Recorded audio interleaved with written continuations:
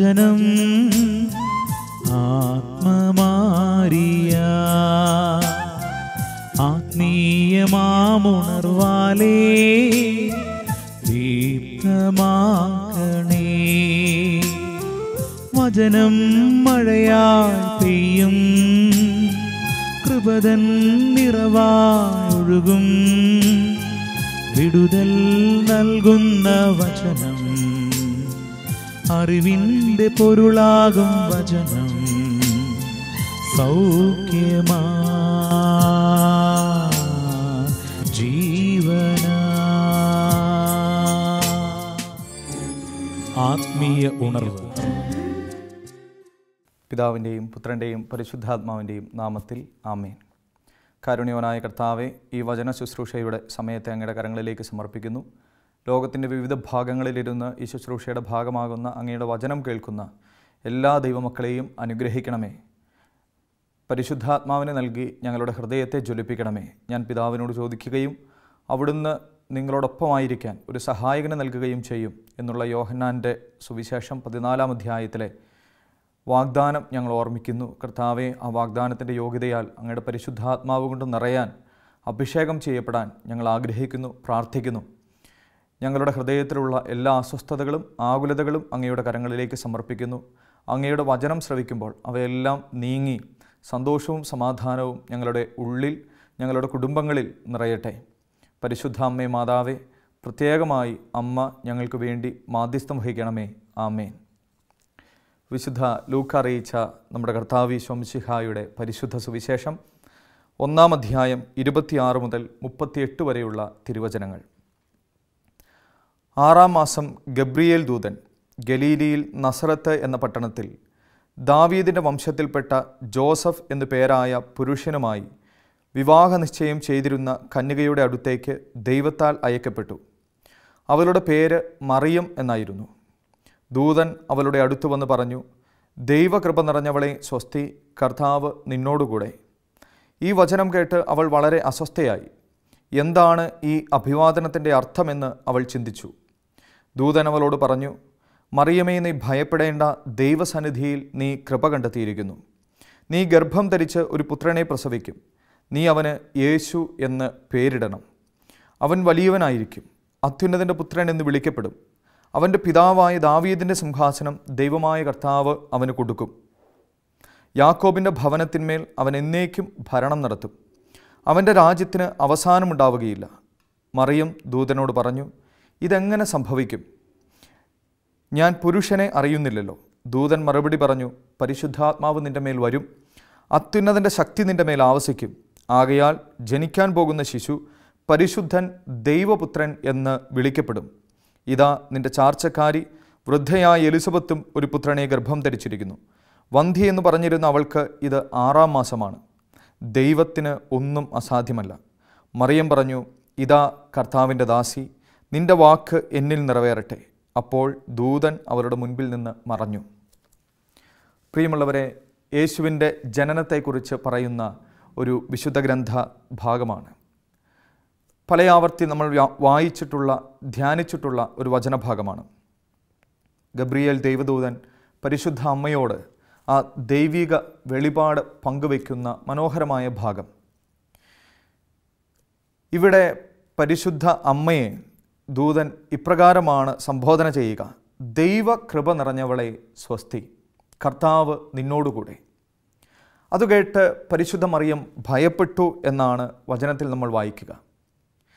ഈ ഒരു വചനഭാഗം ധ്യാനിക്കാം എന്ന് ചിന്തിച്ചതിൻ്റെ പിന്നിൽ ഒരു കാരണമുണ്ട്. ഈ വരുന്ന സെപ്റ്റംബർ 8-ാം തീയതി പരിശുദ്ധ അമ്മയുടെ ജനന തിരുനാൾ നമ്മൾ ആഘോഷിക്കുകയാണല്ലോ. പല ദേവാലയങ്ങളിലും ആ തിരുനാൾ ഏറെ ആഘോഷത്തോടെ നമ്മൾ ആചരിക്കാറുണ്ട്. അങ്ങനെയുള്ള ഒരവസരത്തിൽ പരിശുദ്ധ അമ്മയുടെ ജീവിതത്തെക്കുറിച്ച് കുറച്ചെങ്കിലും ഒന്ന് ചിന്തിക്കുന്നത് നമുക്കെല്ലാം ഏറെ സഹായകമാകും. ദൂതൻ പരിശുദ്ധ അമ്മയോട് പറയുകയാണ്, ദൈവകൃപ നിറഞ്ഞവളെ സ്വസ്തി, കർത്താവ് നിന്നോടുകൂടെ. പ്രിയമുള്ളവരെ, പരിശുദ്ധ അമ്മയുടെ ജീവിതം എപ്പോഴും ദൈവകൃപ നിറഞ്ഞതായിരുന്നു. ഡിസംബർ 8-ാം തീയതി നമ്മൾ അമലോത്ഭവ തിരുനാൾ ആഘോഷിക്കാറുണ്ട്. 1854 9-ാം പിയൂസ് മാർപ്പാപ്പയാണ് അമലോത്ഭവം ഒരു വിശ്വാസ സത്യമായി പ്രഖ്യാപിച്ചത്. അതായത് അമ്മയുടെ ഉദരത്തിൽ ആയിരുന്നപ്പോൾ തന്നെ ഉത്ഭവപാപത്തിൽ നിന്നും ദൈവം പരിശുദ്ധ അമ്മയെ സംരക്ഷിച്ചു.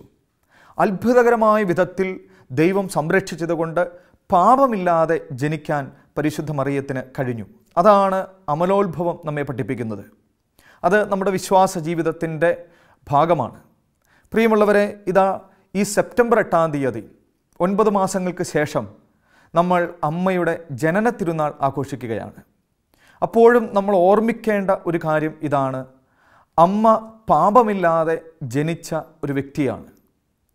പക്ഷേ അതിനേക്കാൾ ഉപരി നമ്മൾ മനസ്സിൽ സൂക്ഷിക്കേണ്ട ഒരു പ്രധാനപ്പെട്ട കാര്യം ഇതാണ്: അമ്മ ജനനം മുതൽ ഈ ലോകത്തു നിന്നും സ്വർഗത്തിലേക്ക് സംവഹിക്കപ്പെടുന്നതുവരെ പാപമില്ലാതെ ജീവിച്ചു. അതുകൊണ്ടാണ് ദൂതൻ മറിയത്തെ ഇപ്രകാരം സംബോധന ചെയ്യുക: ദൈവകൃപ നിറഞ്ഞവളെ സ്വസ്തി, കർത്താവ് നിന്നോടുകൂടെ. ദൈവം മറിയത്തിൻ്റെ കൂടെ എപ്പോഴും ഉണ്ടായിരുന്നു. ആ ദൈവ സാന്നിധ്യം തൻ്റെ ജീവിതത്തിൽ ഓരോ നിമിഷവും അനുഭവിച്ചറിയാൻ അമ്മയ്ക്ക് കഴിഞ്ഞിരുന്നു. പക്ഷേ അതിൻ്റെ പിന്നിലുള്ള കാരണം ഇതാണ്: അവൾ കൃപ നിറഞ്ഞവളായിരുന്നു. ദൈവം കൂടെ ഉള്ളതുകൊണ്ട് കൃപ നിറഞ്ഞതല്ല, മറിച്ച് കൃപ നിറഞ്ഞ ജീവിതം നയിച്ചതുകൊണ്ട് ദൈവം എപ്പോഴും മറിയത്തിൻ്റെ കൂടെയുണ്ടായിരുന്നു. അതുകൊണ്ടാണ് ദൈവപുത്രനെ ഗർഭം ധരിക്കാൻ ആ പെൺകുട്ടിക്ക് കഴിഞ്ഞത്. പിന്നീട് വരുന്ന വചനങ്ങൾ ഇപ്രകാരമാണല്ലോ: ദൂതൻ അവളോട് പറഞ്ഞു, മറിയമേ, നീ ഭയപ്പെടേണ്ട, ദൈവസന്നിധിയിൽ നീ കൃപ കണ്ടെത്തിയിരിക്കുന്നു. നീ ഗർഭം ധരിച്ച് ഒരു പുത്രനെ പ്രസവിക്കും, നീ അവന് യേശു എന്ന് പേരിടണം. ദൈവസന്നിധിയിൽ കൃപ കണ്ടെത്തിയവളായതുകൊണ്ട് ദൈവം നൽകുന്ന ഏറ്റവും വലിയ സമ്മാനമാണ് തൻ്റെ മാതാവാകാനുള്ള അവസരം. പ്രിയമുള്ളവരെ, അതുകൊണ്ട് പരിശുദ്ധ അമ്മയുടെ ജനന തിരുനാൾ ആഘോഷിക്കുമ്പോഴും പാപമില്ലാതെ ജീവിക്കണം എന്നുള്ള ഒരു ചിന്ത നമ്മുടെ എല്ലാവരുടെയും ഉള്ളിൽ നിറയേണ്ടത് ആവശ്യമാണ്. തെസലോനിക്കായിലെ സഭയ്ക്ക് എഴുതിയ 1-ാം ലേഖനം 4-ാം അധ്യായം 7-ാം തിരുവചനത്തിൽ പൗലോസ്ലീഹ നമ്മെ ഓർമ്മിപ്പിക്കുന്ന ഒരു കാര്യമുണ്ട്. തെസലോനിക്കായിലെ സഭയ്ക്ക് എഴുതിയ 1-ാം ലേഖനം 4-ാം അധ്യായം 7-ാം തിരുവചനം: അശുദ്ധിയിലേക്കല്ല വിശുദ്ധിയിലേക്കാണ് ദൈവം നമ്മെ വിളിച്ചിരിക്കുന്നത്. അതിൻ്റെ തന്നെ 3-ാമത്തെ തിരുവചനം ഇതാണ്. തെസലോനിക്കായിലെ സഭയ്ക്ക് എഴുതിയ 1-ാം ലേഖനം 4:3: നിങ്ങളുടെ വിശുദ്ധീകരണമാണ് ദൈവം അഭിലഷിക്കുന്നത്. അസന്മാർഗികതയിൽ നിന്ന് നിങ്ങൾ ഒഴിഞ്ഞു മാറണം. പ്രിയമുള്ളവരെ, എത്രയോ മനോഹരമായ വചനങ്ങളാണ്. അശുദ്ധിയിലേക്കല്ല വിശുദ്ധിയിലേക്കാണ് നാം ഓരോരുത്തരും വിളിക്കപ്പെട്ടിരിക്കുന്നത്. പരിശുദ്ധ അമ്മയുടെ ജീവിതം നമ്മെ ഓർമ്മിപ്പിക്കുന്ന ഏറ്റവും പ്രധാനപ്പെട്ട കാര്യം ഇതുതന്നെയാണ്. നമ്മളെപ്പോഴും ധ്യാനിക്കാറുള്ള യോഹന്നാൻ അറിയിച്ച സുവിശേഷത്തിൻ്റെ 2-ാം അധ്യായം എടുക്കുക. അവിടെ എന്താണ് നമ്മൾ കാണുന്നത്? കാനായിലെ വിവാഹവിരുന്നിൽ പരിശുദ്ധ അമ്മ ഇടപെടുന്നത്, ആ കുടുംബത്തിൻ്റെ വേദനയിൽ ദുഃഖത്തിൽ അമ്മ പങ്കുചേരുന്നത്. പക്ഷേ പ്രിയമുള്ളവരെ, ആ വചനഭാഗം ധ്യാനിക്കുമ്പോഴും ഏറ്റവും പ്രധാനമായിട്ട് നമ്മൾ ഹൃദയത്തിൽ സൂക്ഷിക്കേണ്ട ഒരു കാര്യമുണ്ട്. അവിടെ നമ്മൾ ഇപ്രകാരം വായിക്കും: യേശുവിൻ്റെ അമ്മ അവനോട് പറഞ്ഞു, അവർക്ക് വീഞ്ഞില്ല. യേശു അവളോട് പറഞ്ഞു, സ്ത്രീയെ, എനിക്കും നിനക്കും എന്ത്? എൻ്റെ സമയം ഇനിയും ആയിട്ടില്ല. അവൻ്റെ അമ്മ പരിചാരകരോട് പറഞ്ഞു, അവൻ നിങ്ങളോട് പറയുന്നത് ചെയ്യുവിൻ. അതിനെ തുടർന്നാണ് കാനായിലെ കല്യാണ വിരുന്നിൽ വലിയ അത്ഭുതം സംഭവിക്കുന്നത്. യേശു ഭരണിയിലുള്ള വെള്ളം വീഞ്ഞാക്കുന്നത്. പ്രിയമുള്ളവരെ, ആ ഒരു വചനം, അമ്മ പറയുന്ന വചനം നമ്മുടെ ഹൃദയത്തിൽ നമ്മൾ സൂക്ഷിക്കണം. അവൻ നിങ്ങളോട് പറയുന്നത് ചെയ്യുവിൻ. ദൈവം പറയുന്നത് അനുസരിക്കുവാൻ അമ്മ നമ്മെ ഓർമ്മിപ്പിക്കുകയാണ്. അതായത് ദൈവം പറയുന്നത് അനുസരിക്കുക എന്ന് പറഞ്ഞാൽ പാപമില്ലാതെ ജീവിക്കുക. അങ്ങനെ പാപമില്ലാതെ തിന്മയില്ലാതെ ജീവിച്ചതുകൊണ്ടാണ് അത്ര ആധികാരികമായിട്ട് അമ്മയ്ക്ക് പരിചാരകരോട് അത് പറയാൻ കഴിഞ്ഞത്. അവൻ പറയുന്നത് പോലെ ചെയ്യണം. സ്നേഹമുള്ളവരെ, പലപ്പോഴും ഒരുപാട് പ്രാർത്ഥനാ നിയോഗങ്ങളുമായിട്ടാണ് നമ്മൾ ദൈവസന്നിധിയിലേക്ക് കടന്നു വരിക. ഒരു ധ്യാനം കൂടാൻ പോയാൽ, അല്ലെങ്കിൽ ഇടവക ദേവാലയത്തിലേക്ക് പോയാൽ, ഒരു വിശുദ്ധ ബലിയിൽ സംബന്ധിച്ചാൽ ഒരുപാട് പ്രാർത്ഥനാ നിയോഗങ്ങൾ നമ്മുടെ ഓരോരുത്തരുടെയും ഉള്ളിലുണ്ടാകും. പല രോഗങ്ങളിലൂടെ കടന്നു പോകുന്നവരുണ്ടാകും, കടബാധ്യതകൾ പേറുന്നവരുണ്ടാകും, കുടുംബത്തിൽ ചില അസ്വസ്ഥതകളുള്ളവരുണ്ടാകും, ഒരുപക്ഷെ മറ്റുള്ളവരൊക്കെ തെറ്റിദ്ധരിച്ചതുകൊണ്ട്, ഒറ്റപ്പെടുത്തിയതുകൊണ്ട് വളരെ ദുഃഖിതരായി മുന്നോട്ട് പോകുന്നവരുണ്ടാകും. പ്രിയമുള്ളവരെ, എന്തുമാകട്ടെ, ഇങ്ങനെയുള്ള നിരവധി പ്രാർത്ഥനാ നിയോഗങ്ങളുമായിട്ടാണ് നമ്മൾ പലപ്പോഴും ദൈവസന്നിധിയിലേക്ക് കടന്നു വരിക. അപ്പോഴെല്ലാം നമ്മൾ ചിന്തിക്കേണ്ട ഏറ്റവും പ്രധാനപ്പെട്ട ഒരു കാര്യം ഇതാണ്: എൻ്റെ ജീവിതം പരിശുദ്ധമാണോ? മത്തായി അറിയിച്ച സുവിശേഷത്തിൻ്റെ 5-ാം അധ്യായം 8-ാം തിരുവചനം നമുക്കറിയാം. അവിടെ സുവിശേഷ ഭാഗ്യങ്ങൾ യേശു പങ്കുവയ്ക്കുകയാണ്. അതിലിപ്രകാരം പറയുന്നു: ഹൃദയശുദ്ധിയുള്ളവർ ഭാഗ്യവാന്മാർ, അവർ ദൈവത്തെ കാണും. നമുക്കെല്ലാം ദൈവത്തെ കാണണമെന്ന് ആഗ്രഹമുണ്ട്, ദൈവാനുഭവം വേണമെന്ന് ആഗ്രഹമുണ്ട്, അല്ലെങ്കിൽ ദൈവം നമ്മുടെ പ്രാർത്ഥനയ്ക്ക് ഉത്തരം നൽകണമെന്ന് നാം എല്ലാവരും കരുതുന്നുണ്ട്. അങ്ങനെയെങ്കിൽ ഇതാ വചനം പറയുകയാണ്, ഹൃദയശുദ്ധി ഉണ്ടാകണം. ഹൃദയശുദ്ധിയുള്ളവർക്ക് മാത്രമേ അങ്ങനെ ദൈവം നൽകുന്ന അനുഗ്രഹങ്ങൾ സ്വീകരിക്കാൻ പറ്റൂ. ദൈവം പറയുന്നത് അനുസരിച്ച് മുൻപോട്ട് പോകുന്നവർക്ക് മാത്രമേ അത്ഭുതങ്ങളും അടയാളങ്ങളും ജീവിതത്തിൽ ദർശിക്കാൻ പറ്റുകയുള്ളൂ. ആ കാനായിലെ കല്യാണ വിരുന്നിൽ അത്ഭുതം സംഭവിച്ചതിൻ്റെ കാരണം അമ്മ പറഞ്ഞ ഈ ഒരു വചനമാണ്: അവൻ പറയുന്നത് പോലെ ചെയ്യുക. അവൻ പറയുന്നത് കേൾക്കാൻ അവിടെയുള്ള പരിചാരകർ, അവിടെയുള്ള മനുഷ്യർ തയ്യാറായപ്പോഴാണ് ആ വലിയ അത്ഭുതം സംഭവിക്കുന്നത്. എത്ര വലിയ കഷ്ടതകളിലൂടെ കടന്നു പോകുന്ന മനുഷ്യരുമാകട്ടെ നാം ഓരോരുത്തരും, അല്ലെങ്കിൽ നമ്മുടെ കുടുംബത്തിൽ പല വേദനകളും ഉണ്ടാകട്ടെ, എന്തു തന്നെയായാലും പ്രിയമുള്ളവരെ, ഈ അമ്മ പറയുന്ന ആ ഒരു സ്വരം നമ്മുടെ കാതുകളിൽ, നമ്മുടെ ഹൃദയത്തിൽ നിലനിൽക്കണം. ജീവിതത്തിൻ്റെ ഓരോ നിമിഷവും അവൻ പറയുന്നതനുസരിച്ച് വിശുദ്ധിയിൽ ജീവിക്കുന്ന മക്കളാകാൻ ഈ പരിശുദ്ധ അമ്മ നമ്മെ ഓർമ്മിപ്പിക്കുകയാണ്. വീണ്ടും ലൂക്ക അറിയിച്ച സുവിശേഷത്തിൻ്റെ തന്നെ 8-ാമത്തെ അധ്യായം, ലൂക്ക അറിയിച്ച സുവിശേഷം 8-ാം അധ്യായം 19 മുതലുള്ള വചനഭാഗം. അവിടെയും പരിശുദ്ധ മറിയത്തെക്കുറിച്ചാണ് സുവിശേഷം പങ്കുവയ്ക്കുക. അവൻ്റെ അമ്മയും സഹോദരരും അവനെ കാണാൻ വന്നു. എന്നാൽ ജനക്കൂട്ടം നിമിത്തം അവൻ്റെ അടുത്ത് എത്താൻ കഴിഞ്ഞില്ല. നിന്റെ അമ്മയും സഹോദരരും നിന്നെ കാണാൻ ആഗ്രഹിച്ച് പുറത്തു നിൽക്കുന്നു എന്ന് അവർ അവനെ അറിയിച്ചു. അവൻ പറഞ്ഞു: ദൈവവചനം ശ്രവിക്കുകയും അതനുസരിച്ച് പ്രവർത്തിക്കുകയും ചെയ്യുന്നവരാണ് എൻ്റെ അമ്മയും സഹോദരരും. ഈ ഒരു വചനഭാഗം ധ്യാനിക്കുമ്പോൾ പലർക്കും പലതരത്തിലുള്ള ആശയക്കുഴപ്പവും ഉണ്ടാകാറുണ്ട്. ഇത് മനസ്സിലാക്കാൻ കഴിയാത്ത ഒരുപാട് മനുഷ്യരുണ്ട്. അമ്മ കാത്തു നിൽക്കുന്നു എന്ന് പറയുമ്പോൾ ദൈവമായ യേശു ഇപ്രകാരമാണോ പ്രതികരിക്കേണ്ടത്? അമ്മയോട് സ്നേഹം കാണിക്കേണ്ടതല്ലേ? അമ്മ വിളിക്കുന്നു എന്ന് പറയുമ്പോൾ തന്നെ അവിടേക്ക് ചെല്ലേണ്ടതല്ലേ? എന്നിട്ട് എന്തുകൊണ്ടാണ് യേശു ഇപ്രകാരം ഒരു മറുപടി കൊടുത്തത്? പ്രിയമുള്ളവരെ, മറ്റൊന്നുമില്ല. യേശു പറയുന്ന ആ വചനം നമ്മൾ ശ്രദ്ധിക്കണം.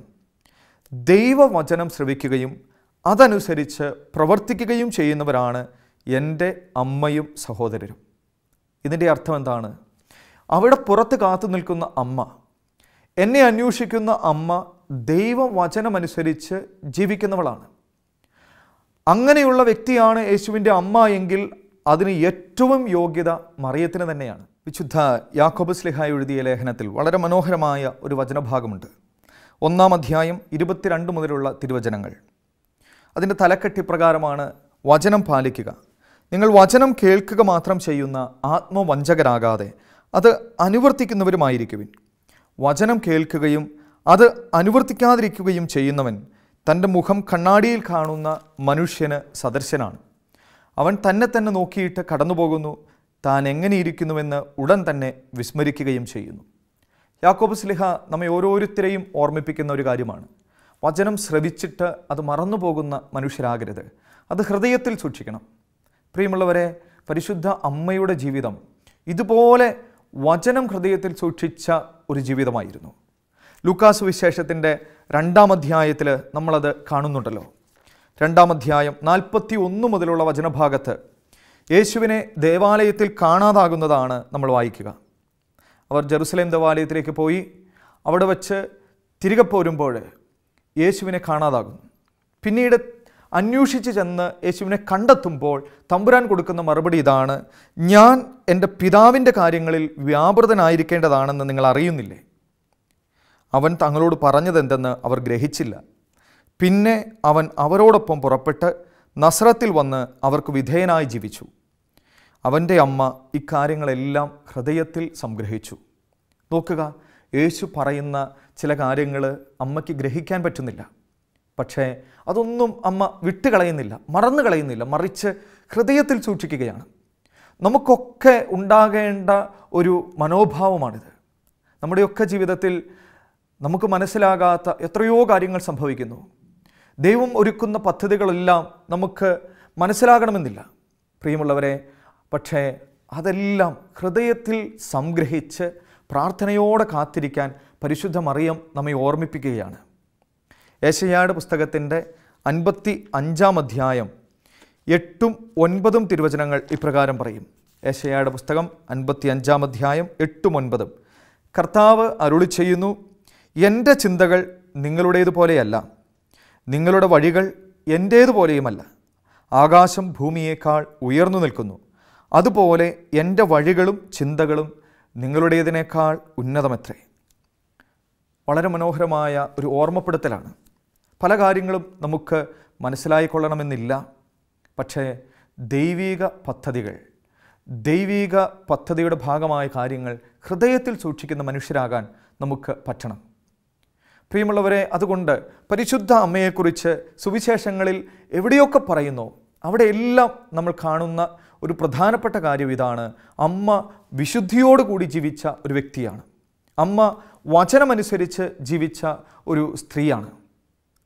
അതുകൊണ്ട് നമുക്കൊക്കെ വീഴ്ചകൾ ഉണ്ടാകുമ്പോൾ, നമ്മുടെ ബലഹീനതകളിൽ ഏറ്റവും അധികം ആശ്രയിക്കാൻ പറ്റുന്ന വ്യക്തി മറ്റാരുമല്ല, അത് പരിശുദ്ധ അമ്മയാണ്.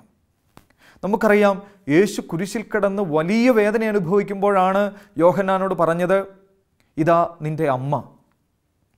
അത് യോഹന്നാനോട് മാത്രം പറഞ്ഞൊരു കാര്യമല്ല എന്ന് നമുക്കെല്ലാവർക്കും അറിയാം. ഈ മാനവകുലത്തിന് മുഴുവൻ അമ്മയായിട്ടാണ് മറിയത്തെ യേശു സമ്മാനിച്ചത്. നമ്മൾ ഓർമ്മിക്കേണ്ട ഒരു കാര്യമുണ്ട്. ഇത്ര വേദനയുടെ ഇടയിൽ വെച്ച് യേശു അപ്രകാരം പറഞ്ഞെങ്കിൽ, നമ്മുടെയൊക്കെ ജീവിതത്തിൽ വേദനകൾ ഉണ്ടാകുമ്പോൾ അമ്മ നമ്മുടെ സഹായത്തിനെത്തും. നമുക്കറിയാം, നമ്മുടെയൊക്കെ കുടുംബങ്ങളിൽ കുഞ്ഞുമക്കളുണ്ടല്ലോ. മാതാപിതാക്കൾക്ക് കൃത്യമായിട്ട് അറിയാം ഈ മക്കളുടെ ദുഃഖവും ഈ മക്കളുടെ വേദനകളുമെല്ലാം. കുഞ്ഞിന് ഒരു പനി വരുമ്പോൾ അത് തിരിച്ചറിയാനായിട്ട് അമ്മയ്ക്ക് ഒരു തെർമോമീറ്ററിൻ്റെ ആവശ്യമില്ല, മറ്റാരുടെയും സഹായത്തിൻ്റെ ആവശ്യമില്ല. മറിച്ച് ആ കുഞ്ഞിൻ്റെ മുഖമൊന്ന് വാടുമ്പോൾ തന്നെ അമ്മ തിരിച്ചറിയും, എൻ്റെ കുഞ്ഞിന് ഈ രോഗമുണ്ട്, എൻ്റെ കുഞ്ഞിന് ഈ വേദനയുണ്ട്. പ്രിയമുള്ളവരെ, അതൊക്കെ നമ്മുടെ മനുഷ്യരായ അമ്മമാരുടെ കാര്യമാണ്. അങ്ങനെയെങ്കിൽ ഈ സ്വർഗീയ അമ്മ, സ്വർഗത്തിലുള്ള അമ്മ എത്രയോ അധികമായിട്ട് നമ്മുടെ വേദനകൾ മനസ്സിലാക്കും. അതുകൊണ്ട് നമുക്ക് ഒരു സങ്കടമുണ്ടാകുമ്പോൾ ഓടിച്ചെല്ലാൻ പറ്റിയ ഏറ്റവും നല്ല ഇടം എന്ന് പറയുന്നത് അത് പരിശുദ്ധ അമ്മയുടെ മുൻപിലാണ്. നിങ്ങളുടെയൊക്കെ ദേവാലയത്തിൽ, എന്നെ ശ്രവിക്കുന്ന നിങ്ങളുടെ എല്ലാവരുടെയും ദേവാലയത്തിൽ എന്തായാലും പരിശുദ്ധ അമ്മയുടെ ഒരു രൂപമുണ്ടാകും. വേദന വരുമ്പോൾ ആ രൂപത്തിന് മുൻപിലേക്ക് കടന്നു ചെല്ലാൻ പറ്റണം. വിശുദ്ധ കുർബാനയുടെ സമയത്ത് അല്ലായിരിക്കാം, അല്ലെങ്കിൽ ദേവാലയത്തിലെ ഏതെങ്കിലും കാര്യങ്ങൾ നടക്കുന്ന സമയത്തല്ലായിരിക്കാം, മറ്റു സമയങ്ങളിലാണെങ്കിലും അമ്മയുടെ മുൻപിൽ പോയി നിന്ന് പ്രാർത്ഥിക്കുന്ന മക്കളായിട്ട് നമ്മൾ മാറണം. അങ്ങനെയെങ്കിൽ ഒരിക്കലും അമ്മ നമ്മെ കൈവിടില്ല. നമ്മൾ ജോൺ പോൾ രണ്ടാമൻ മാർപ്പാപ്പയുടെയൊക്കെ ജീവചരിത്രം എടുത്ത് വായിക്കുകയാണെങ്കിൽ വളരെ മനോഹരമായിട്ടുള്ള എത്രയോ മരിയൻ അനുഭവങ്ങൾ അവിടെ കുറിച്ചു വച്ചിട്ടുണ്ട്. നമുക്കറിയാം, ജോൺ പോൾ രണ്ടാമൻ മാർപ്പാപ്പ ഏറ്റവും സ്നേഹിച്ച ഒരു സാന്നിധ്യമായിരുന്നു പരിശുദ്ധ അമ്മ. മാർപ്പാപ്പയുടെ ആപ്തവാക്യം തന്നെ തോത്തൂസ് തൂസ് എന്നുള്ളതായിരുന്നു. അതായത് പൂർണ്ണമായും നിൻ്റേത്. ജീവിതത്തിൽ ഒരുപാട് കഷ്ടതകളിലൂടെ കടന്നുപോയ ഒരു ബാല്യം ജോൺ പോൾ രണ്ടാമനുണ്ടായിരുന്നു. ഖരോൾ വോയിറ്റീവ എന്നാണ് അദ്ദേഹത്തെ അന്ന് വിളിച്ചിരുന്നത്. ചെറുപ്പത്തിലേ തന്നെ മാതാപിതാക്കൾ നഷ്ടപ്പെട്ടു, മാതാവിനെ നഷ്ടപ്പെട്ടു, പിതാവിനെ നഷ്ടപ്പെട്ടു. എങ്ങനെ മുന്നോട്ട് ജീവിക്കണമെന്ന് അറിയാത്തൊരു ഘട്ടത്തിൽ പാറമടയിൽ പണിയെടുക്കാൻ വേണ്ടി ആ ബാലൻ പോയി.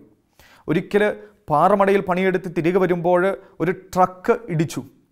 അദ്ദേഹം വഴിയരികിൽ നിലം പതിക്കുകയാണ്. ആ വാഹനം നിർത്താതെ ഓടിച്ചുപോയി. ആരും സഹായത്തിനില്ല, രക്തം വാർന്നൊഴുകുന്നുണ്ട്. അങ്ങനെ ഒരു കഷ്ടതയിൽ ശിരസുയർത്തി നോക്കുമ്പോൾ ഈ കരോൾ വോയിറ്റുവ കാണുന്നത് തൻ്റെ ഇടവക ദേവാലയത്തിന് മുൻപിൽ കരം വിരിച്ചു നിൽക്കുന്ന പരിശുദ്ധ അമ്മയുടെ രൂപമാണ്. അവിടെ വെച്ച് ആ ബാലൻ ഇപ്രകാരം പറഞ്ഞു, തോത്തൂസ് തൂസ്, പൂർണ്ണമായും നിൻ്റേത്. അമ്മേ, എനിക്ക് അപ്പനില്ല, അമ്മയില്ല, ഇവിടെ എന്നെ സഹായിക്കാൻ എനിക്ക് ആരുമില്ല, അതുകൊണ്ട് ഞാൻ എന്നെ പൂർണ്ണമായും നിൻ്റെ കരങ്ങളിലേക്ക് നൽകുന്നു. അവിടെ നിന്നും അത്ഭുതകരമായിട്ട് പരിശുദ്ധ മറിയം കരോളിനെ കൈപിടിച്ചുയർത്തി പൗരോഹിത്യത്തിലേക്ക് നയിച്ചു, മെത്രാൻ പദവിയിലേക്ക് നയിച്ചു, കർദിനാൾ പദവിയിലേക്ക് നയിച്ചു. അവസാനം പരിശുദ്ധ സഭയുടെ ഉന്നതമായ പദവിയിലേക്ക് അമ്മ വഴി നടത്തി. ഒരിക്കലും ആ കരം വിട്ടില്ല. നമുക്കറിയാം, വെടിയേറ്റ് വീഴുമ്പോൾ അപ്പോഴും ജോൺ പോൾ രണ്ടാമൻ മാർപ്പാപ്പ ഇങ്ങനെയാണ് പ്രാർത്ഥിച്ചത്: തോത്തൂസ് തൂസ്, പൂർണ്ണമായും അമ്മേ ഞാൻ നിൻ്റേതാണ്. സ്നേഹമുള്ളവരെ, ആ ഒരു സ്നേഹം നമ്മുടെ ഉള്ളിലും നിറയണം. നമ്മളൊക്കെ വീണു പോകുന്ന, ബലഹീനരാകുന്ന, തിന്മകളിൽപ്പെട്ടുഴലുന്ന എത്രയോ അവസരങ്ങളുണ്ട്. അപ്പോഴെല്ലാം പരിശുദ്ധ അമ്മയോട് പറയാൻ നമുക്ക് പറ്റട്ടെ: അമ്മേ, പൂർണ്ണമായും ഞാൻ, എൻ്റെ കുടുംബം നിൻ്റേതാണ്. ഉറപ്പായിട്ടും അമ്മയുടെ അത്ഭുതകരമായ സംരക്ഷണം തിരിച്ചറിയാൻ നമുക്ക് പറ്റും. ജപമാല ചൊല്ലി പ്രാർത്ഥിക്കണം. പ്രിയമുള്ളവരെ, തിന്മ നമ്മെ പിടിച്ചുലയ്ക്കുമ്പോൾ ജപമാല ചൊല്ലണം.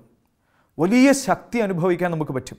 എങ്ങനെയാണ് അത്ഭുതകരമായി അമ്മ സംരക്ഷിക്കുന്നത് എന്ന് തിരിച്ചറിയാൻ നമുക്ക് സാധിക്കും. ഞാൻ പറഞ്ഞതുപോലെ പരിശുദ്ധ അമ്മയുടെ ഏത് തിരുനാളാണെങ്കിലും, പ്രത്യേകിച്ച് ഈ ജനന തിരുനാൾ ആഘോഷിക്കുമ്പോഴും നമ്മൾ ഓർമ്മിക്കേണ്ട ഒരു കാര്യം ഇതാണ്: പാപമില്ലാതെ ജീവിച്ച ഒരു അമ്മ.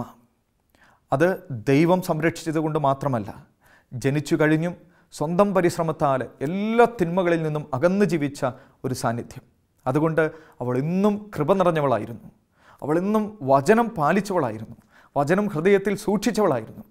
അതുപോലെയൊക്കെ ചെയ്യാൻ, അതുപോലെയൊക്കെ ജീവിക്കാൻ നമുക്കും പറ്റട്ടെ. സ്നേഹമുള്ളവരെ, ഇന്ന് ഈ വചനം ശ്രവിച്ച, ഈ ശുശ്രൂഷയുടെ ഭാഗമായ എല്ലാവരുടെയും കുടുംബങ്ങൾക്ക്, വ്യക്തിജീവിതങ്ങൾക്ക് അമ്മയുടെ മാധ്യസ്ഥത്തിൻ്റെ ശക്തി അനുഭവിക്കാൻ കഴിയട്ടെ. നമുക്കെല്ലാവർക്കും ചേർന്ന് അമ്മയോട് പറയാം: മറിയമേ, ഞങ്ങൾ പൂർണ്ണമായും നിൻ്റേതാണ്. ആമേൻ.